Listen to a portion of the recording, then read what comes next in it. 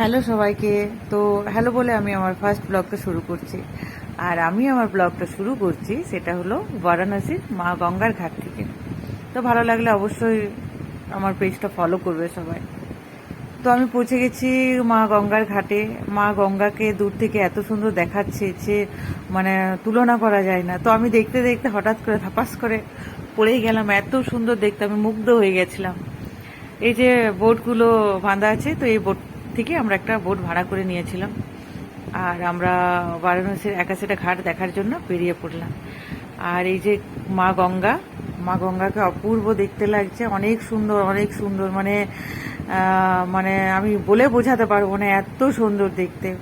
মা গঙ্গার ঘাটের গায়ে গায়ে লাগা আছে, লাগিয়ে যে এগুলো সব লজ, এবং তার পাশে আছে ঘাট। এগুলো সব লজ, মানে থাকার জন্য অনেক ভালো ব্যবস্থা আছে। 1 নাম্বার গেটের কাছে, 2 নাম্বার গেটের কাছে, 3 নাম্বার 4 নাম্বার গেটের কাছে এই লজের ব্যবস্থা আছে, এবং তার পাশাপাশি ঘাটগুলো আছে। তো টোটাল 80টা ঘাট ছিল। মোদিজি মাননীয় প্রধানমন্ত্রী একটা ঘাট বাড়িয়েছে, তার জন্য 81টা ঘাট হয়েছে। তো এটাও একটা ঘাট। ঘাটগুলো সত্যি খুব সুন্দর, এবং মা গঙ্গাকে তো মানে তুলনা করা যায় না, ভাষায় প্রকাশ করা যায় না, এত সুন্দর মা গঙ্গার। আর সন্ধ্যা হলে মোটামুটি সন্ধ্যের সময় আরতি শুরু হবে।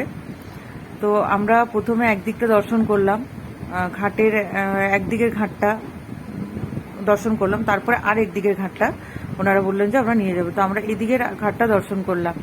আর এই যে ঘাটটা দেখতে পাচ্ছ, এটা হচ্ছে মণিকর্ণিকা ঘাট।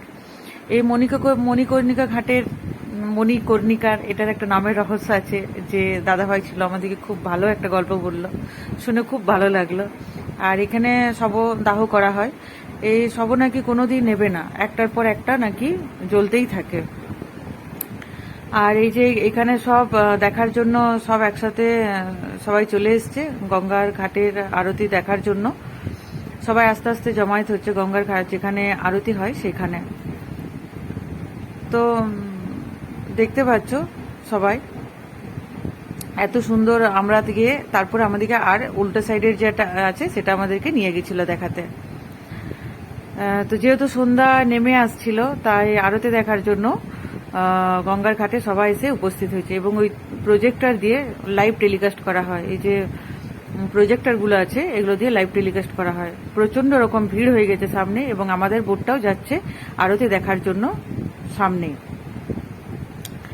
আর এগুলো তো ছাতা বলে, এই ছাতারও খুব মাহিতি আছে নাকি শুনেছি। আর ভিডিওতে মা গঙ্গার আরতি আমি অবশ্যই দেখাবো।